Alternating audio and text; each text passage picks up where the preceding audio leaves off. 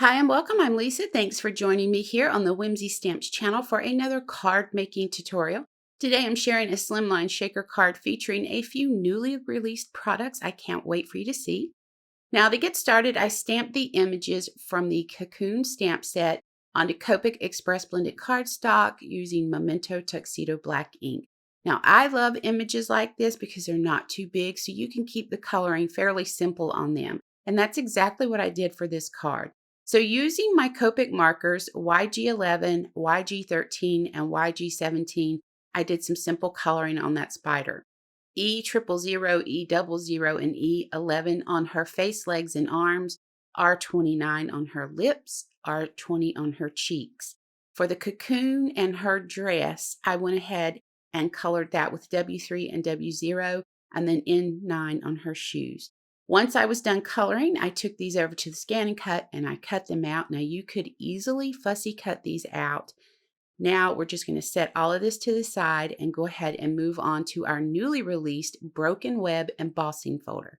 So I have a piece of 100-pound Neenah Avalanche white cardstock that I'm going to spritz with isopropyl alcohol before running it through the machine.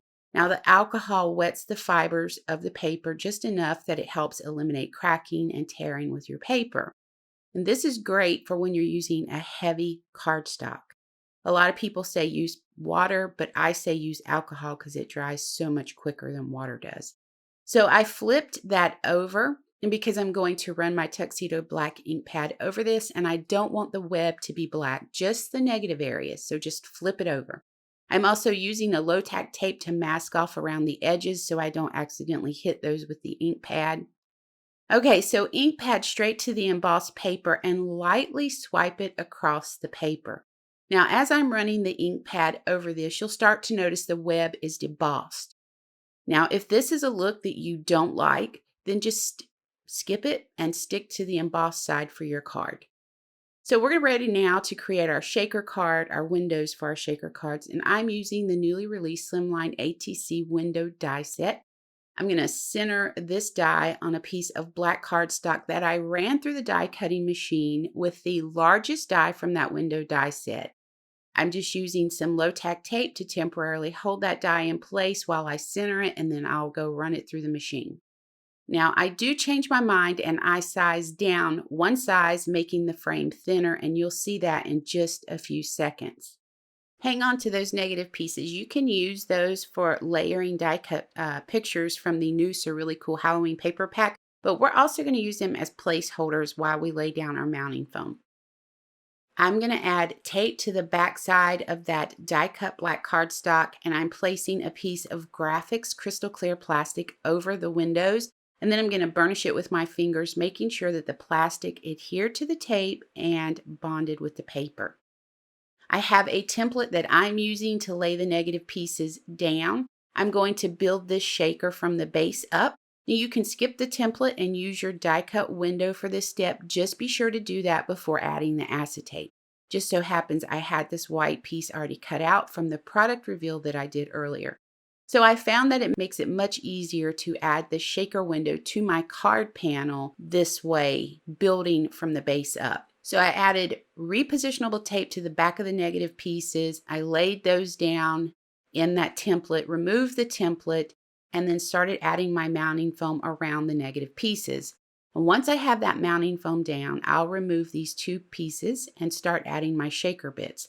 Now I tend to create my own mixes by adding different confetti and picking pieces from different mixes with polymer clay bits. I've removed some of the release paper from the mounting foam so I can line the window over the mounting foam and adhere it to the panel. Now we have the shaker finished. It's super easy, nothing too complicated with that. And we're going to go ahead and glue this to a slimline card base. So now it's just a matter of deciding where you want to add your colored images. I also did some die cutting off screen, and I die cut that web from the spiders and web die set. And I die cut the large eek word out. The shadow I cut out of a bright green glitter cardstock, and then the letters I just cut those out of white cardstock and inked them up with some green ink. I'm stamping some spiders from that stamp set right there on the word eek. We're going to go ahead and finish placing these pieces on our card, and that's going to wrap up our shaker card. So let me know what you think about this in the comments below. For more information on the products seen in this video, you can click the links directly below to head over to the Whimsy Stamps website to check it out. I appreciate you so much for spending time with me today, and until next time, please take care.